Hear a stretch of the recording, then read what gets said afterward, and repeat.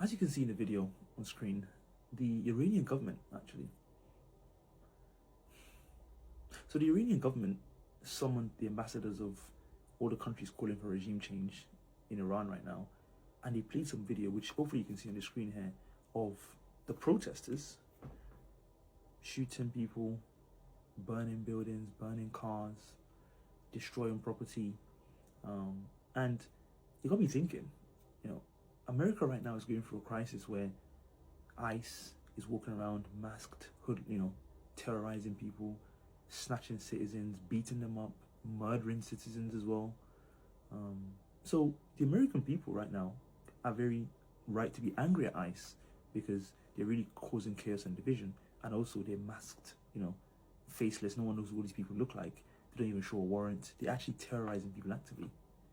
Imagine if in response to that, in Minneapolis, especially where given that the security forces, which are ICE in this case, have actually unalived someone, if in response to that, the people of Minneapolis took up some guns, and whenever they saw a group of ICE agents, they started shooting them.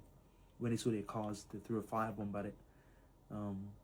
Would we be saying, if you lived in America right now, would you be like, I agree, this is a great resistance to what these government fascist thugs are doing? Would you celebrate this as like a protest, and would you be calling for the government to be restrained in trying to apprehend and stop these people from what they're doing? We decided burning cars, started creating barricades, blockades, all that kind of stuff. Would this be part of a legitimate reaction to this, that the UK, for example, where I live, would be calling on the government to respect the movements and rights of these people? Is that what we'd be saying? Of course not. But because Iran, like I said, is a color revolution and want to topple their government, we're condoning and allowing. Anytime you hear about protests where people are burning cars, buildings are being burned, people are being attacked. There was a video I even saw of like someone throwing a firebomb, I think it was, into a building that had children in it. It was a video. It wasn't like anything staged about it. I'll see if I can find that video and embed it in here.